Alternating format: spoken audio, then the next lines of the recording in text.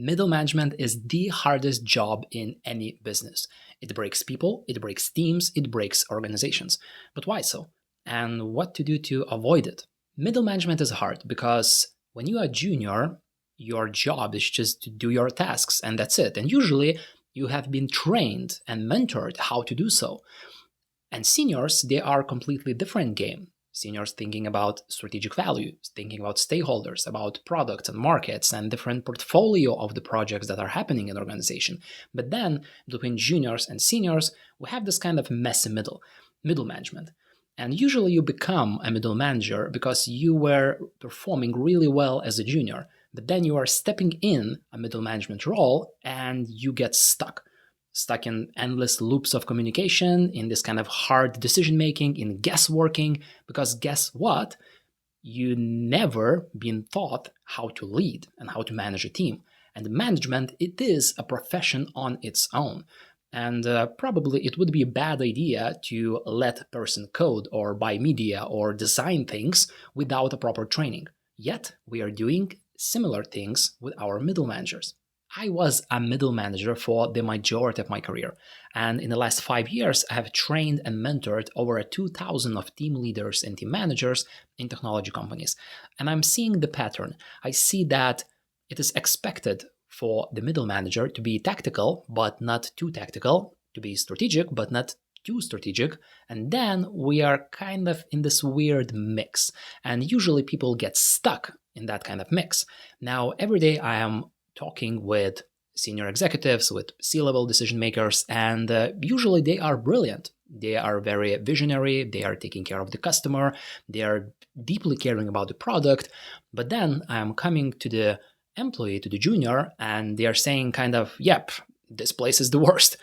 Well, I see that it's some kind of miscommunication happening in the middle, and I believe that there are two things to think about and to take care if we want to make the situation better. First one, we never teach people how to lead. Once you are junior and you are good at your craft, eventually you get promoted. And you are finding yourself in a weird position when you are leading the people that are doing the job that you used to do. But nobody ever trained you how to communicate effectively, how to solve conflicts, how to engage in a productive feedback situation and conversation, how to mobilize people at the right time and the right place when the challenges arise. But yet, it is expected from you to perform at the highest level. Look, you never ask anyone to do something in engineering, design, or social media without properly training them and upskilling them. Yet, this is exactly what we're doing with our middle managers.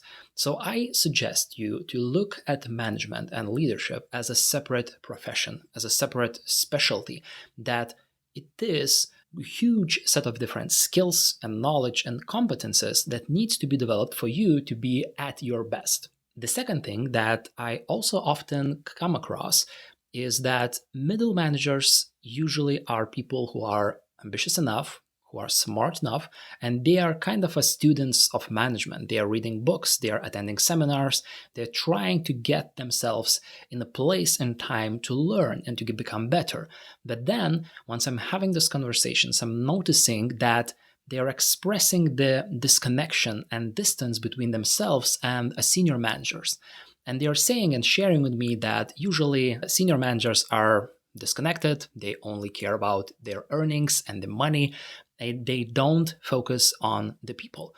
And this kind of distance actually is where I think majority of the things actually breaks. In these cases, of course, there are many ways and options how to operate. One of them is to leave your company. I don't recommend doing that just right away, but it is one of the options. On the other hand, I believe that you should act as a manager you wish you had. And this is a huge change when you're focusing your attention on the things you can control. Because guess what? You cannot control things that you cannot control. I know, thank you, Captain Obvious. However, we usually tend to forget that. So focus on the things that you can control and you can influence, and do your best being the example for your team. So be the leader you wish you had. And I remember I did exactly that with one of my engineering teams back in the days of my management era. What I did is actually focused on the human side of things. Because you see, I'm not a technical guy. I'm not the one you come across and ask how to write a better code or how to design a better banner.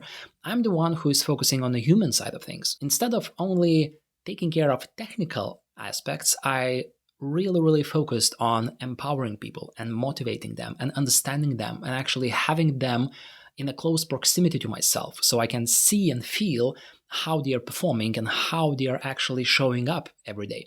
And what happened is actually other teams started to look out for open positions in our team. And for some of the other teams in the organization, one of the career goals became to join my team.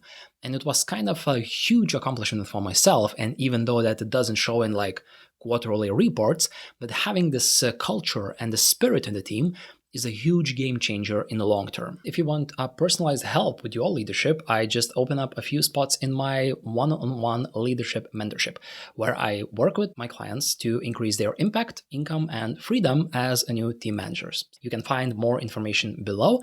And for now, remember a couple of things.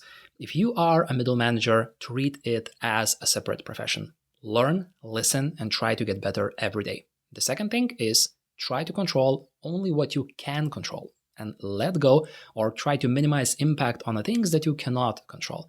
And finally, be the leader you wish you had.